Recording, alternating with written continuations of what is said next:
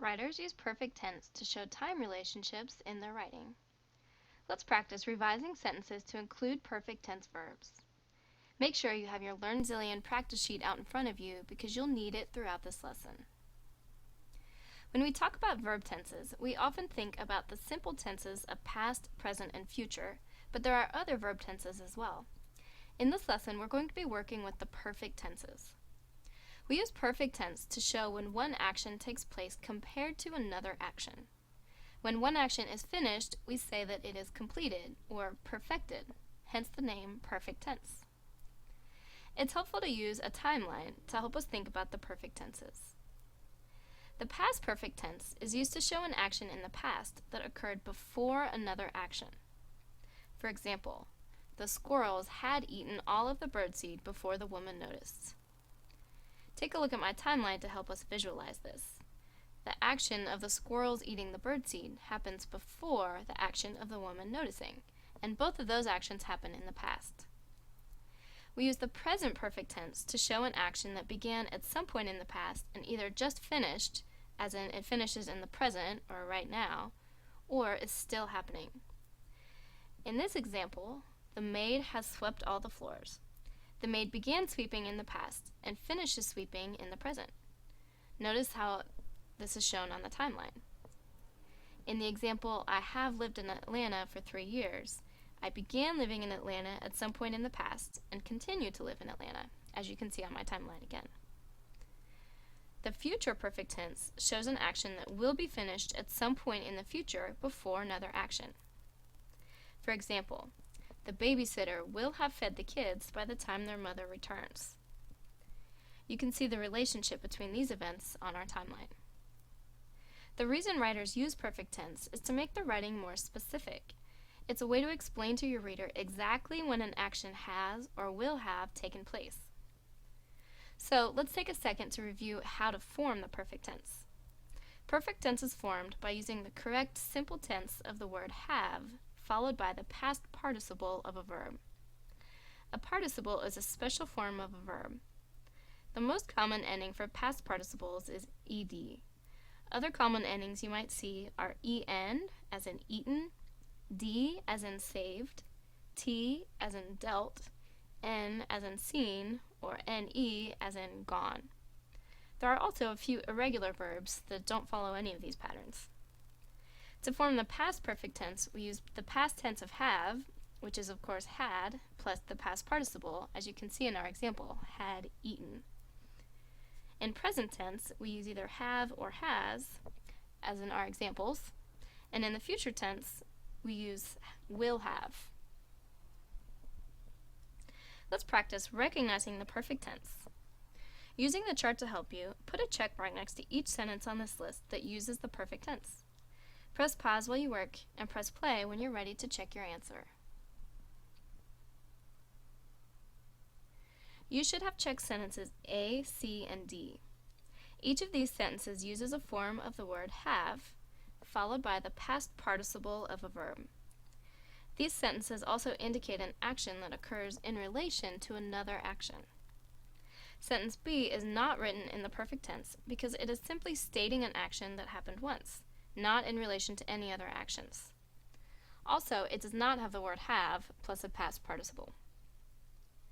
Here's a draft of a paragraph that I've been working on. Take a moment to read the paragraph, and as you read, think about where using the perfect tense might help my reader understand exactly when some of these actions happen. Pause the video while you read, and press play when you finish. Let's take a look at the first few sentences of my paragraph. As I read, I want to look at each verb or verb phrase and ask myself a couple of questions to help me decide where to use the perfect tense. I'm going to ask myself, does this action happen before another action? Does this action begin in the past and continue into the present? Well, my first sentence has an action that is continuing to happen. I'm trying to learn, but I don't know when exactly that began, so that one is fine as it is. The actions in the second sentence continue into the present, but they didn't begin at any particular point in the past. So I don't need to use perfect tense in either of these first two sentences. This third sentence, on the other hand, looks like it might need perfect tense. let's talk about why. To help us think about when the actions occurred, I want you to place them into the timeline in the correct sequence on your practice sheet. Write each action in the correct blank on the timeline. Press pause while you work and play to continue.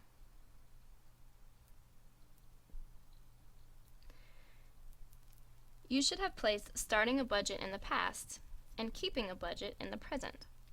Remember, we use the present perfect tense to indicate an action that began in the past and continues into the present. So I'm going to rewrite the sentence like this.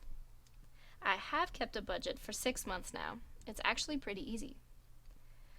You might notice that I reworded the sentence a little bit to make it flow better, and that's okay.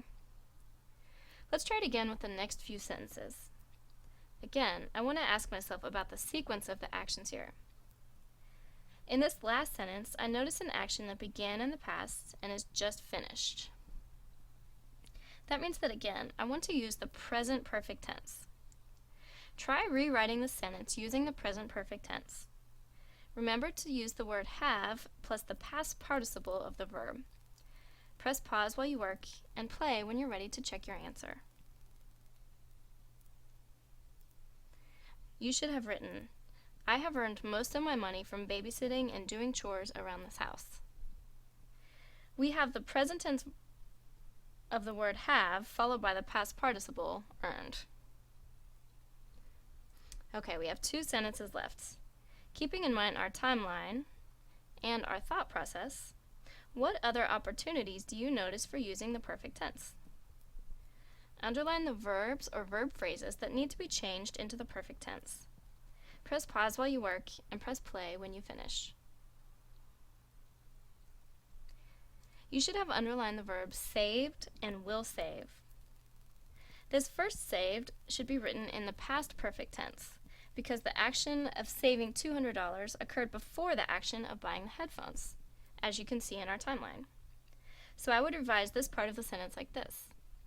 I bought some new headphones last month, but until then I had saved $200. The second sentence should use the future perfect tense like this. Now my savings account has $150 in it, but if all goes well, I will have saved $400 by the time I finish school next year. This is because I'm placing the action of saving $400, which will be finished in the future, in relation to the action of having $150, which is happening now, as you can see in our timeline. And now we're finished. Take a look at the revised draft. Notice how, through our use of the perfect tense, we're able to make it really clear to our reader exactly when the actions happen in relation to other actions. Press pause to read the draft, and press play when you finish. Now it's your turn to give it a try. Read this draft and revise it using what you've learned in this lesson. Pause the video while you work and press play to continue.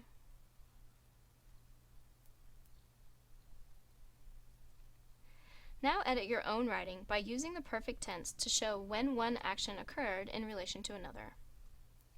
Now you know that writers use the perfect tense to show time relationships in writing. This will make your writing much more specific.